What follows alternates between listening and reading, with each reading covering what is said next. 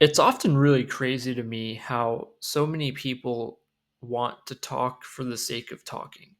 I think personally, outside of reflections here, I only really speak when I think it's necessary. And when I catch myself talking because I'm trying to fill a void or because I'm trying to explain myself better, I often find myself rambling and stumbling on my words and stuttering. And I think overall it takes away from what I really want to say. It's almost as if each word that I use to convey my idea cheapens it that much. It's almost like a word inflation. And it's really weird to me how many people just say things for the sake of saying things. Perhaps that's also me with this video, but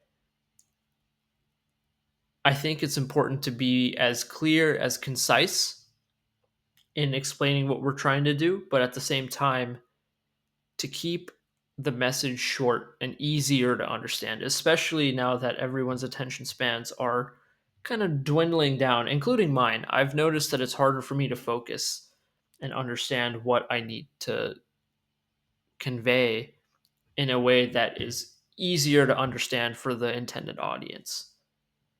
And perhaps that's why I'm working on creating these audio reflections instead of just journaling, because in my head, it's really easy for me to have a conversation with myself, but it's not as easy to have a conversation when I'm speaking out loud. And I think this is a form of practice that I get. But nonetheless, without this being too ironic, I do think that we need to keep in mind on what we're trying to say and not to cheapen what we're trying to say by saying things for the sake of saying things. And these are unrelated things too, right? If I ramble something in a meeting that was a week ago and that's my norm, when I do have something valuable to say, it might not be taken as well because my track record has been me rambling. On the flip side, if I don't really say a lot, but when I do say stuff, it does actually add value and it does mean something.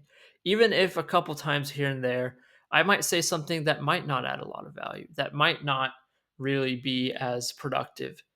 It might still be taken at a very high value because my words hold more value because there's less of them.